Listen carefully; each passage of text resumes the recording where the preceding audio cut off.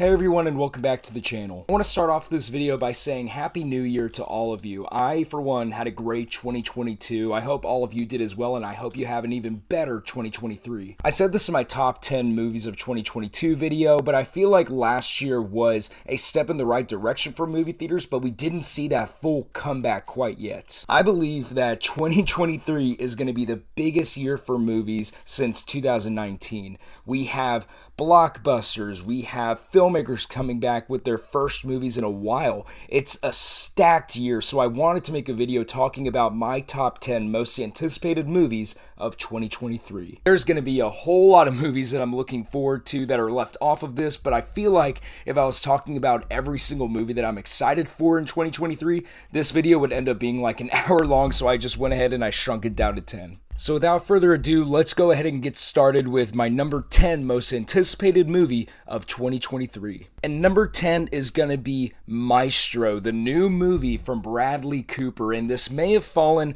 under the radar for a lot of people. I didn't know that this movie existed until I was doing research for this video. But it is Bradley Cooper's return to the director chair, and he is covering the life of a real-life maestro, a real-life composer named Leonard Bernstein, who I don't really know a whole lot about, but the reason why this is number 10 here is simply because Bradley Cooper is back directing. I mean, A Star is Born was one of my favorite movies in the year it came out, and he's also starring in this. Carey Mulligan is going to be in it along with Jeremy Strong. I love him on Succession, so it seems like it has a whole lot going for it right now. It should be an awards contender, hopefully. The images, I'll pull up some whenever I'm editing this, but the pictures from the movie look like Bradley Cooper is going to be caked up in makeup, so I hope it isn't too distracting and the performance has an opportunity to shine through past the makeup. This movie's also being written by Bradley Cooper along with writer Josh Singer, who has previously written movies such as Spotlight, The Post, First Man. He also wrote The Fifth Estate, so we have to keep that in mind. But for the most part, really great scripts there. This movie looks like it has everything going for it right now, and it is headed straight to Netflix. I don't know what day, but whenever I do, you can be sure I'm going to talk about it. Then at number 9, I have the very highly anticipated next film from Taika Waititi called Next Goal Wins. And this movie was filmed like forever ago, it feels like. I think it was actually filmed like a year or two ago, and it was supposed to be released last year and then this year. Now it's been pushed back to September of 2023. It stars Michael Fassbender as a coach who is tasked with trying to make the American Samoa soccer team an elite squad before the World Cup, I believe. I realize some people may be hesitant about this project because Taika Waititi came out with Thor: Love and Thunder, but we have to remember that this guy, he came out with a bunch of different great movies. Hunt for the Wilder People, the first Thor, or I guess his first Thor film, Thor Ragnarok, Jojo Rabbit. So, you know, just because a guy made something that a lot of people don't like recently doesn't mean that he's not going to make something good in the future. And I'm glad to see him return to something outside of the MCU. And hopefully it can be a funny, uplifting sports movie. And if it delivers on all of that, I don't see any reason why this movie can't end up being great. At number 8, I have The Guardians of the Galaxy Volume 3. And I realize for a lot of people, this is probably going to be up quite a bit higher, but I have to be honest, I haven't been as high on the Guardians of the Galaxy franchise as other people who talk about movies. I certainly like them. I really enjoy the first one, and I think the second one is good, but I've never really been super bought in on the Guardians. But come on, James Gunn knows these characters so well. I have confidence that he's going to close out this Guardians trilogy, or at least this version of the Guardians. He's going to close out their story in a meaningful way. It looks like it's going to be really emotional. I feel like something that people aren't talking about from that trailer is this one shot of Chris Pratt where clearly something just happened. Maybe someone just died, and it seems really raw and emotional, and I'm looking forward to seeing that side of Star-Lord. I want to see that from the other characters. I have my theories on who might die, and it may not be exactly who you think. Maybe that's a conversation for later. I'm also excited to see Will Poulter as Adam Warlock. This was a character teased back in 2017. He's supposed to be a really powerful character in the MCU. Will Poulter is a severely underrated actor, so I'm looking forward to see what he can deliver here. Overall, it looks like a promising MCU project, which gets me hyped because last year, because it's January 1st, last year we got 3 Marvel movies, and I feel like none of them really lived up to their potential. I liked Wakanda Forever, Multiverse of Madness, I was on it, and kind of the same thing with Love and Thunder. I thought it was funny, but they leaned too much into one aspect of Thor's character. So I'm looking forward to the MCU getting back to what really matters, and that is the characters and the stories you have set up for them. And it looks like they're going to do that in this film, and it's also going to be James Gunn's grand farewell from Marvel now that he's the head of DC. Number 7 is a movie I'm really excited about, maybe a little bit too excited given we have no information on it, but it is the new Napoleon Bonaparte movie from Ridley Scott with Joaquin Phoenix as Napoleon. Now, I am fascinated with Napoleon as a historical figure. Last year, I actually got to visit his tomb. I'll put some of those pictures for my trip there. I saw some of his hats, some of his outfits. I got to see his actual tomb where his body lays now, and it's really crazy to learn more about this character. And I think that Ridley Scott is the perfect director to tell the story of this guy who I feel like hasn't been given a proper biopic before. He's just sort of known as the short guy who could lead an army into battle and win, but a lot of people don't realize that he's probably the most dominant general in history, arguably. Please don't get mad at me for saying that. And plus, come on, it's Joaquin Phoenix. That dude is great in everything, and I have confidence that he's going to be a killer Napoleon. It looks like it's going to be released straight onto Apple TV Plus right now. I'm not seeing an actual release date, but I have my fingers crossed that they do at least a limited run in the theaters, because this seems like something perfect for the big screen. I mean, come on, it's Ridley Scott with a historical epic. We're probably going to get some great battle scenes. Come on, I gotta see that on the big screen. All right, then at number 6, we got another superhero movie sequel, and another one that I feel like is probably a lot higher on other people's lists, and it is Spider-Man Across the Spider-Verse. Now look, I love the first one just as much as the other guy, and this is kind of just a matter of I'm super excited for this, but it's going to be a stacked year, and there are just 5 other movies that I'm more excited about, but it doesn't take away from the fact that this looks to be another fresh take on the superhero genre and animation. I think the first movie in this franchise was nothing short of groundbreaking for what it did with the genre. From what I understand, the new Puss in Boots movie actually took a lot of cues from the Spider-Verse movie with changing up its animation style. I don't know, I haven't seen it yet, I need to. But this one looks like it's gonna lean even harder into the multiverse aspects. There's 100 different versions of Spider-Man from the trailer alone. It looks like we're gonna get a lot more time with Miles Morales, a character that I think has the potential to be maybe the best on-screen version of Spider-Man yet. And I'm just hoping that we get to see Tom Holland, Andrew Garfield, Tobey Maguire's versions in this. I don't see why not, honestly. You could even have a segment in this movie where Miles Morales gets pulled into a live action universe, and the actor who plays Miles, or I guess voices Miles, Shamik Moore, plays Miles Morales. I think that would be brilliant. But anyway, yeah, Across the Spider-Verse, it comes out in June.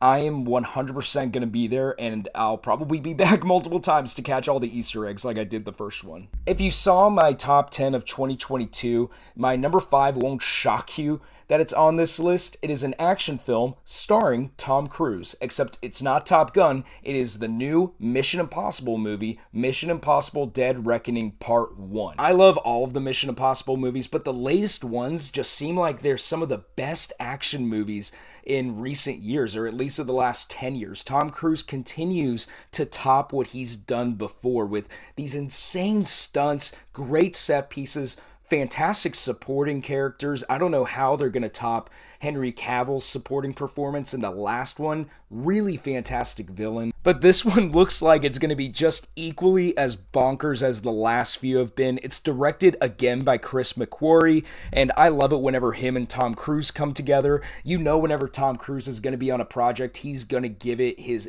A game, and so I expect nothing less of excellence with this movie, and I feel like it's going to be a huge huge hit in the box office as well, coming off of the heels of Top Gun Maverick. The stunts also just look insane. They've put out a few featurettes for the movie already, and I'm like, is Tom Cruise really 60 years old? How is he doing this stuff? Number 4 might be a controversial one, but I just want to preface it by saying I do not condone the actions of the lead star of this movie.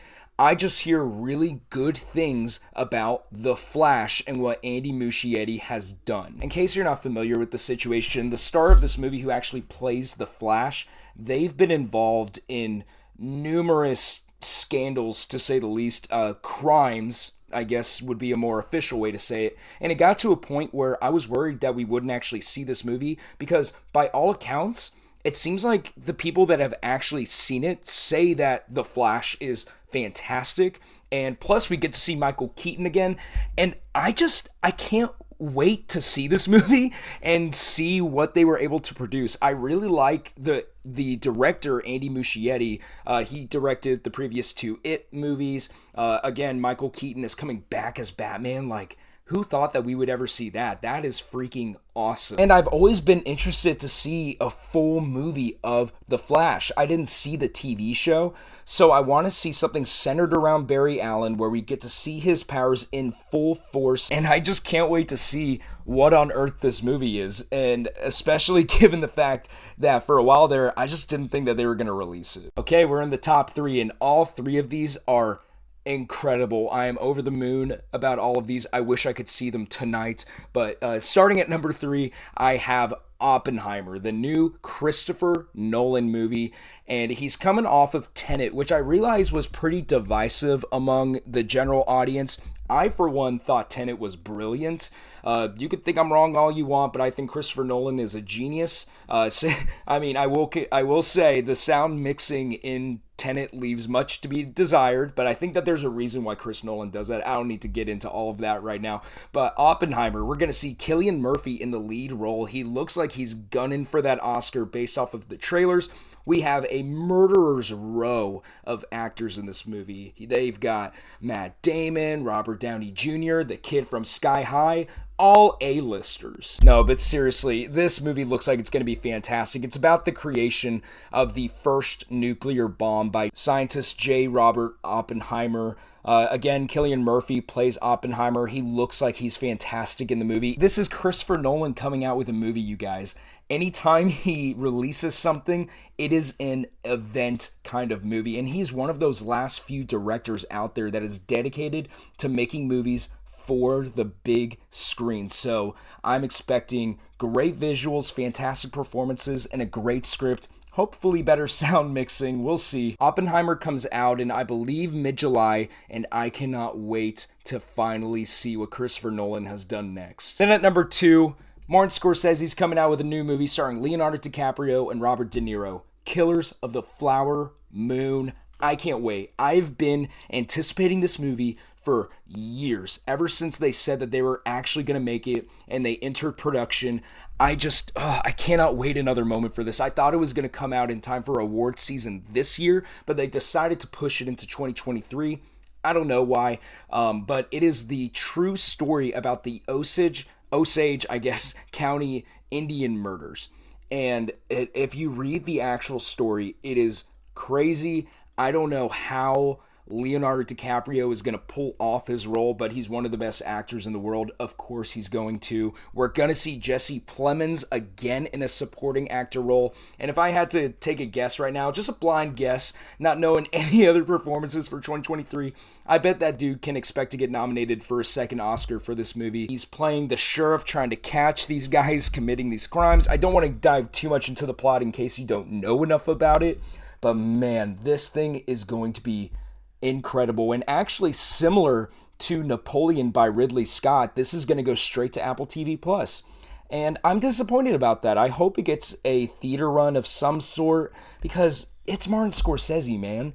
Anytime this guy comes out with a movie, you owe it to yourself to go see it. Not many people are doing it like he does it, and about a topic that really no other director could get this sort of budget to make. So you know it's going to be top notch. You got two of the best actors ever in the game, Robert De Niro and Leonardo DiCaprio on screen together in a Scorsese movie. Come on, how can you not be excited for this? No release date yet for Killers of the Flower Moon, or not that I'm aware of, but hopefully it is January 2nd that they're releasing this. I wish I could say that there was ever any doubt for my number one most anticipated movie for the year, but it's Dune Part 2. Come on. I think that the first Dune movie is a science fiction masterpiece. What they were able to accomplish there with the visual effects, story-wise, to allow you to be able to understand this alien world, the political intrigue involved, it's nothing short of remarkable. And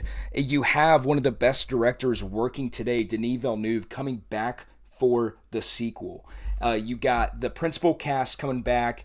Timothée Chalamet hopefully kills it again as Paul. And they actually made some really interesting choices with the cast add-ons for Dune 2. They got Austin Butler, who's going to get an Academy Award nomination for Elvis.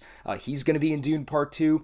Florence Pugh, who doesn't know how to deliver a bad performance at this point, she's in Dune 2. Christopher Walken plays like the king of the universe, or whatever that title is, the character that they kind of alluded to in the first Dune, but they didn't actually show. He's in this movie, and I know that they are going to find a way to top what they did with the first one. And I can't wait. I can't believe this movie comes out in November. It's all I'm going to be thinking about for 11 months, man. And I just can't wait to be sucked back into the world of Dune. I have rewatched the first one like 5 or 6 times since it came out in 2021.